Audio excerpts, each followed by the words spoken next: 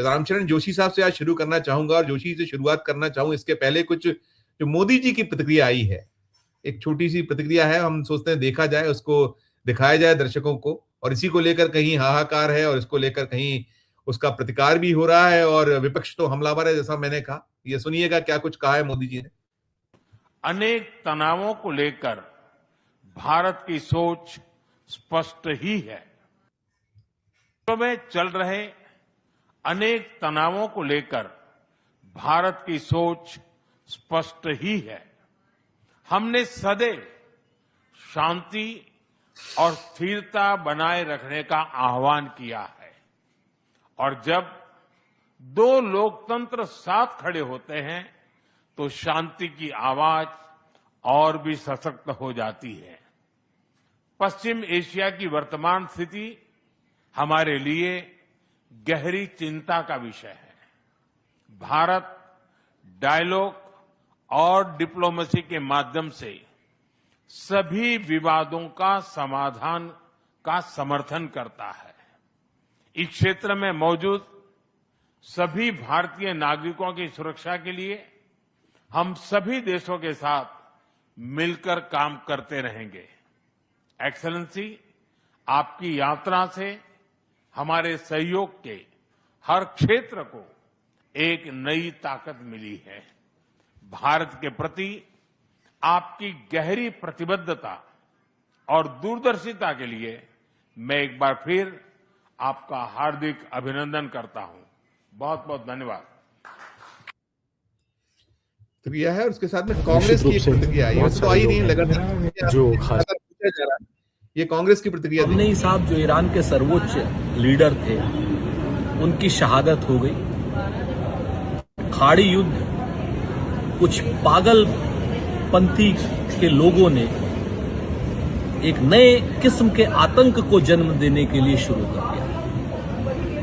उसमें खामनेई साहब की शहादत हुई है। हजारों ईरानियन मारे जा रहे हैं, हजारों बेकसूर मारे जा रहे हैं, दोनों तरफ से बेकसूर मारे जा रहे हैं। जिंदा सिर्फ कट्टरपंथ और आतंक हो रहा है और ऐसे में उनको खिराजे अकीदत देने की जगह अभी तक भारत की सरकार चुप है, नरेंद्र मोदी चुप है। नेतन्याहू से वो बात कर रहे हैं, यूएई के शासक से वो बात कर रहे हैं, लेकिन अभी तक एक भी कंडोलेंस का मैसेज भारत सरकार ने अपने सबसे पुराने मित्र, जिसने हमेशा कश्मीर के मुद्दे पर हमारा साथ दिया, ऊर्जा की मुद्दे पर हमारा हमेशा साथ दिया, हमारा साथ हर जगह पर जिस ईरान ने दिया, उस ईरान के साथ आज नरेंद्र मोदी जी की सरकार खड़ी नहीं दिख रही है। कोई कंडोलेंस मैसेज नहीं। कांग्रेस पार्टी ने, श्री मल्लिकार्जुन खड़गे ने, हमारे अध्यक्ष ने इस हमले की भी निंदा की और उनकी अयातुल्ला खामनेई साहब की शहादत को भी सलाम किया। भारत की विदेश नीति जितनी शर्मसार नरेंद्र मोदी जी के शासन में हुई है, उतनी शर्मसार भारत की विदेश नीति कभी नहीं है।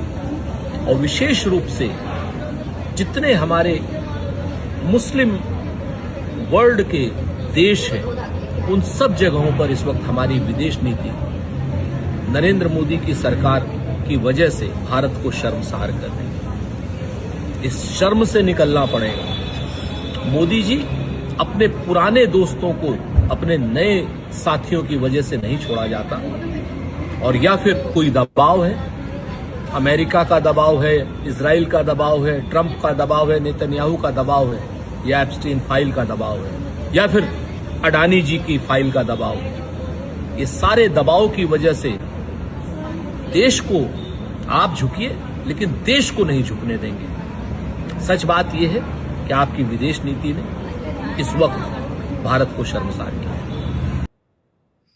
आपकी विदेश नीति ने भारत को शर्मसार किया है। आप देख रहे हैं जोशी जी, तीसरा दिन है, आज शाम हो चुकी है, और जो सीन है, और खासकर ईरान को लेकर मैंने जैसे कहा कि वो अपनी पूरी ताकत झुके हुए, उसे मालूम है कि हम बच नहीं पाएंगे, लेकिन बच नहीं पाएंगे इसके पहले जो हम कर सकते हैं वो सब किया जाए, प्रतिकार किया जाए।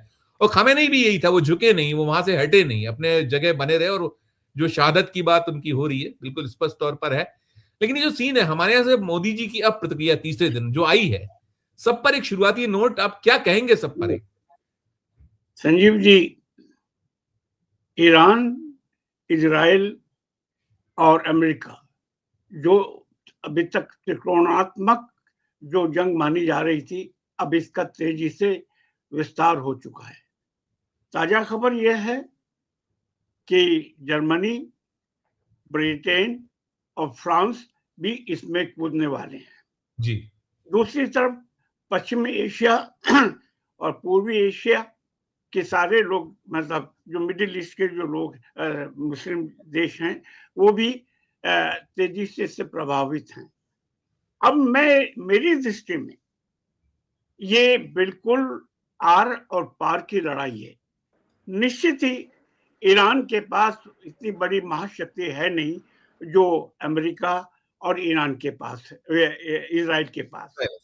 ईरान की तुलना में इस तुलनात्मक दृष्टि से देखें तो वो आंकड़े तो मेरे पास अभी नहीं है, लेकिन ईरान लंबे समय तक टिक सकेगा, इसमें थोड़ा सा मुझे आशंका है। लेकिन हमको इस त्रिकोणात्मक युद्ध को एक व्यापक परिप्रेक्ष्य में समझना होगा। मैं यह थोड़ा सा बताना चाहूंगा अपने आपको भी और दर्शकों को कि मैंने 2003 में 21वीं सदी के संकट एक पुस्तक लिखी थी, और उसमें मैंने यांकी एजेंडा मैंने बड़ा विस्तार से लिखा था। ये राजकमल प्रकाशन से आई थी 2003 में, कि अमेरिका चाहता क्या है सर और उसमें मैंने विस्तार से बताया था कि किस तरह से उसमें क्लैश ऑफ सिविलाइजेशन जो हंटिंगटन की है, वह जो एक बड़ी मोटी किताब है, उसको अभी मैं बताना नहीं चाहूंगा, है मेरे पास। और दूसरा ये जो आपको याद दिला दूं, 2002 में एक रॉबर्ट कूपर हुआ करते थे, टोनी ब्लेयर के एडवाइजर, और उनकी वजह से ही ब्रिटेन दूसरे खाड़ी युद्ध में कूदा और उसके बाद खामियाजा भुगतना पड़ा। उन्होंने दो शब्द कोइन किए थे, एक डिफेंसिव इंपीरियलिज्म, एक रक्षात्मक साम्राज्यवाद, और दूसरा नव उपनिवेशवाद। उन्होंने ये कहा था कि हम व्हाइट नेशन को अपनी आत्मरक्षा के लिए हमें 18वीं और 19वीं सदी की साम्राज्यवाद को फिर से पुनर्जीवित करना पड़ेगा। उन्होंने सबसे बड़ा कारण दिया, करीब 35 पेज की थीसिस है, और इन्होंने लेबर पार्टी के सेशन के अंदर लंदन में रखी थी इस रिपोर्ट को, रॉबर्ट कूपर ने। और उसमें उन्होंने साफ साफ कहा था, क्योंकि पिछड़े देशों में, तीसरी दुनिया में वहां लोकतंत्र असफल हो गया है, मरता जा रहा है। और इसके बाद ही एक किताब भी आई कि हाउ डेमोक्रेसी डाई, तो उसको उन्होंने ध्यान में रख करके ये समझिए कि वहां से जो न्यू इंपीरियलिज्म का जो प्रोजेक्ट है उसको सामने लाया गया, और जो क्लैश ऑफ सिविलाइजेशन, सभ्यताओं के संघर्ष, यानी में उसका मुख्य सारांश ये है कि अब लड़ाई ईसाइयत या क्रिश्चियंस के बीच में और मुस्लिम्स के बीच में, ये जो 8वीं 9वीं शताब्दी के जो एक सिंड्रोम चल रहा था, जिहाद और क्रूसेड, उसको उन्होंने 21वीं सदी में नई ढंग से सामने लाने की कोशिश की। तो इसका मतलब ये कि जैसा कि ये कहता है, ट्रम्प कहता है, धमकी दी कि आप हमारा रिटेलिएट नहीं करेंगे, तो यहाँ एक शेर याद आता है, आप कत्ल भी करते हैं तो कुछ नहीं होता, हम आह भी भरते हैं तो हो जाते हैं बदनाम। यानी आप चाहते हैं कि हमें खरोंच भी, मैंने इसमें एक चैप्टर ऐसा भी है कि अमेरिका कहता है कि हमारी जिस्म पर खरोंच नहीं आनी चाहिए।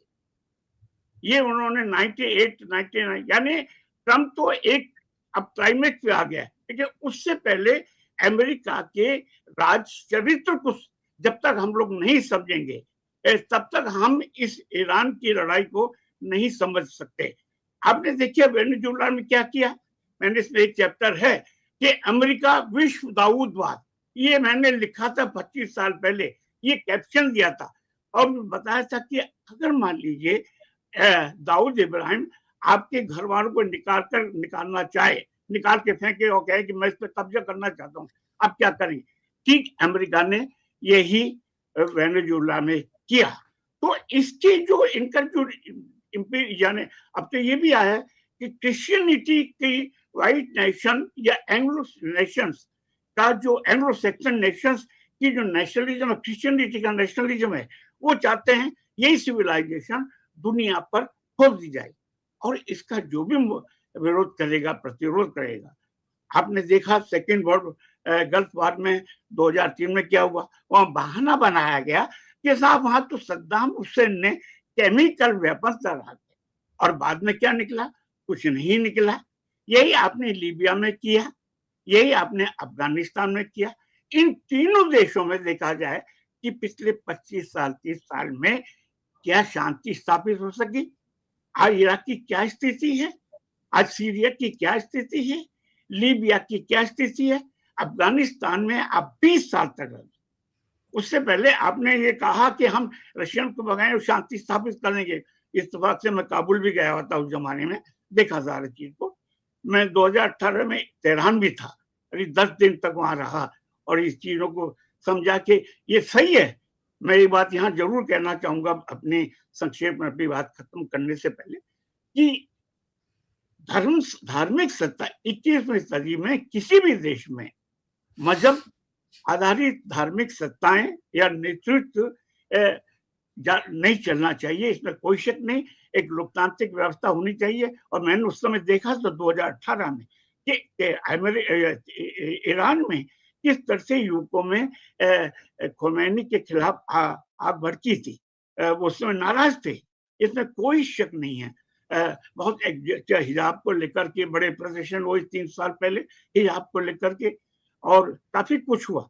लेकिन मैं यहाँ कहना चाहता हूँ कि ठीक है, धार्मिक सत्ता है, ऑप्रेसिव होती है, रूढ़िवादी होती है, कंजर्वेटिव होती है, जड़वादी होती है, लेकिन आपको उसकी आंतरिक अपनी सत्ता को बदलने का अधिकार हम अमेरिका को नहीं दे सकते, किसी बाहरी ताकत को नहीं दे सकते। हम बदलेंगे, खुद बदलेंगे। अगर मान लीजिए भारत में लगा कि किसी हमसे फासिज्म अपने चरम पर पहुंच रहा है तो हम भारतवासी बदलेंगे। हम ये नहीं कहेंगे साला ब्रिटेन आए या रूस या अमेरिका आए कि साहब देखिए हमें इस फासिस्ट सरकार से निजात दिलाए, ये हम नहीं चाहेंगे। ये गांधी जी ने हमें नहीं सिखाया था। गांधी जी ने कभी भी बाहर का सपोर्ट नहीं लिया और उन्होंने जो भी कहा भारत की जनता को जगह है। इसलिए मैं जो ट्रम्प की इस प्रोजेक्ट इसको देखता हूँ। हाँ, अंत में एक बात और कि मुझे जो जितना भी थोड़ा बहुत पिछले 24 घंटे में मैंने देखा है, जो स्टेट के फाइल, इसमें कहीं न कहीं इसकी जड़ें बहुत गहरी है कि कहीं ऐसा तो नहीं है जो आशंकाएं व्यक्त की जा रही है कि नेतन्याहू वो आपके ट्रम्प को भी इस्तेमाल कर रहा है ब्लैकमेल और मोदी जी को भी कर रहा है, क्योंकि आज विरोध अमेरिका में इसका बहुत जबरदस्त हो रहा है। बल्कि ये कहा जाए कि ट्रम्प की जो निकट विश्वस्त लोग हैं, यहाँ तक कि वाइस प्रेसिडेंट, वो भी कई बातों से सहमत नहीं है। तो इसका मतलब ये कि कहीं हमारी जैसे मोदी जी के बारे में बकौल कांग्रेस और जो जिस तरह की जो परिस्थितियां और जिस तरह के संकेत मिल रहे हैं वो और ट्रम्प, कहीं दोनों कंप्रोमाइज तो नहीं हो गए। याद रखिए एप्स्टीन यहूदी था, ये याद रखिएगा, एप्स्टीन यहूदी था और नेतन्याहू और उससे पहले के जितने भी जो प्राइम मिनिस्टर उनसे उनके अच्छे संबंध थे। और अभी तो एक और जो ताजा देखा कि हमारे ये कैनेडी को, जॉन एफ कैनेडी की हत्या में मोसाद का कहीं हाथ अब सामने आ रहा है। तो क्यों? कि उनको ये मालूम हो चुका था कि इजराइल के ने कहाँ न्यूक्लियर वो जमा कर रखे। अरे भाई, मैं पूछना चाहूंगा मिस्टर ट्रम्प और नेतन्याहू से, आप कौन होते हैं कि ईरान को क्या करना चाहिए क्या नहीं करना चाहिए? आपके पास न्यूक्लियर पावर है, यूएसए के पास न्यूक्लियर पावर है, तो क्या दूसरे के पास नहीं हो सकती? या तो पहले आप जब खत्म करिए। ये बुनियादी सवाल है। तो मेरा मतलब यह है कि इस घटना को, इस जंग को समझने के लिए हमें बहुत ही व्यापक दृष्टि से समझना पड़ेगा और अमेरिका के इसके कैरेक्टर को समझना पड़ेगा, उसके जो ग्लोबल हेजीमोनी का जो प्रोजेक्ट है और उसके अंदर क्रिश्चियनिटी मैं कह रहा हूं कि बहुत सारी चीजों को, जैसे कि मैंने बताया हंटिंगटन का क्लैश ऑफ सिविलाइजेशन या एंड ऑफ सिविलाइजेशन, ये 3-4 किताबें, उसमें गहरा नहीं जाएंगे, लेकिन इनकी मानसिकता को समझने के लिए, इसकी पृष्ठभूमि को समझने के लिए हमें बहुत कुछ जानने की जरूरत, तभी हम, हाँ, लेकिन आर पार की लड़ाई होगी। और निश्चित रूप से मैं सहमत हूं इससे कि ईरान घाटे में रह सकता है, लेकिन ये जरूरी नहीं है कि रिजीम जो ट्रम्प के हिसाब से वहां पे बदले, क्योंकि बहुत बात, क्योंकि खुमैनी साहब अगर नहीं मरते तो हो सकता है, लेकिन आज खुमैनी साहब के धर्मगुरु का मरने से निश्चित रूप से वो बात बहुत नीचे तक फैल चुकी है। अब वो उसको प्रिंस को बैठाना चाहते हैं, शाह के प्रिंस को, मैं समझता हूँ वो चैन से नहीं बैठ सकते।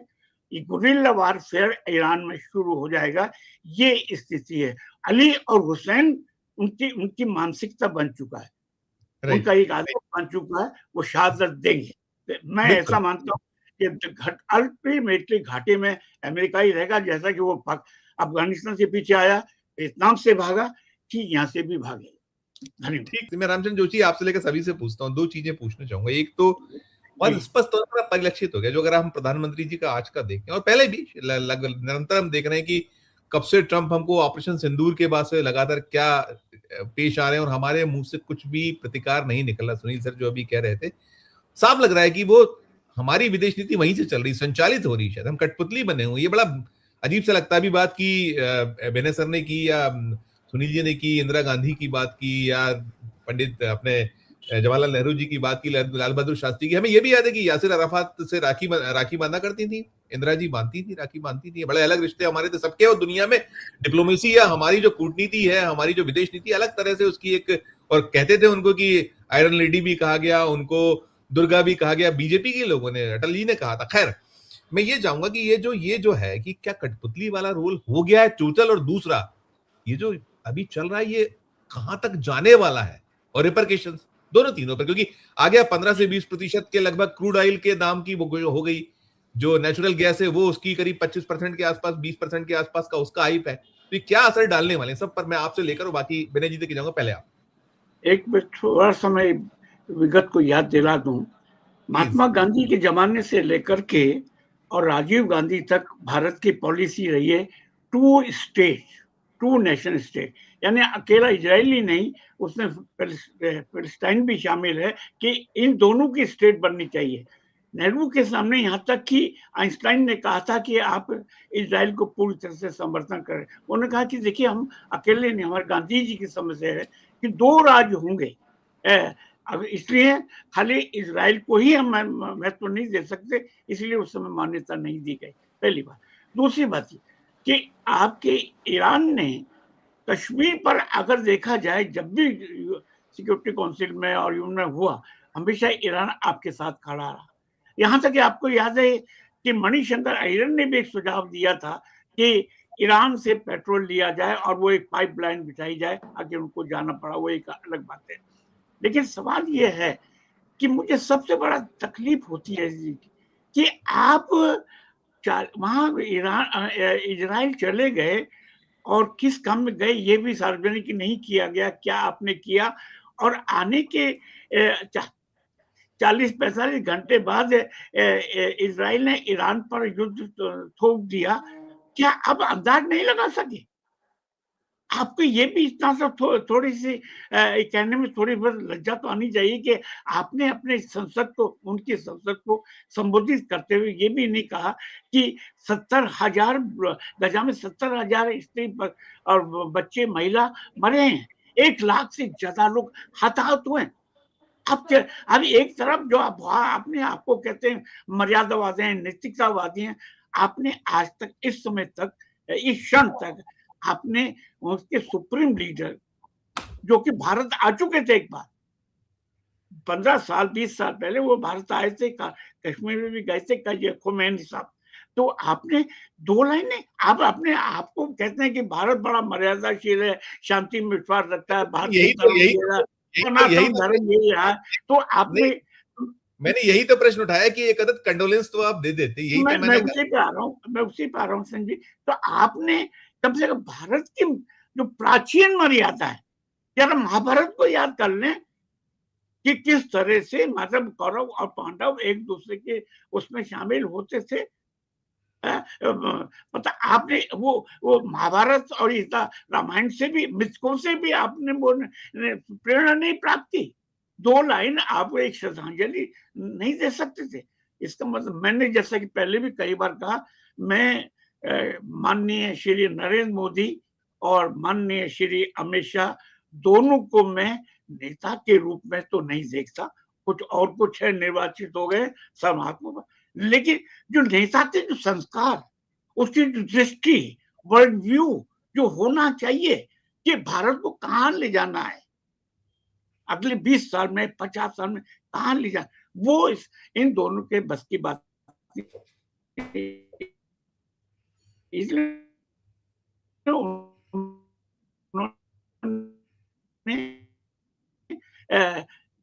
ये आपकी आवाज कट रही है, आपकी आवाज कट रही है जोशी जी। शायद नेट में समस्या है, नेट समस्या। आप एक बार रिजॉइन कर लीजिए। दूसरी तरफ आपके जो विदेश मंत्री यानी जयशंकर जी की भी जिम्मेदारी थी, उनका नैतिक और कूटनीतिक दायित्व है कि वो प्रधानमंत्री जी को बोलते कि नहीं, आप कंडोलेंस मैसेज दिए, आप तो जेएनयू से निकले हैं, वहां से आपने शिक्षा ग्रहण की, एक छोटा सा ये संस्कार भी आप में नहीं है।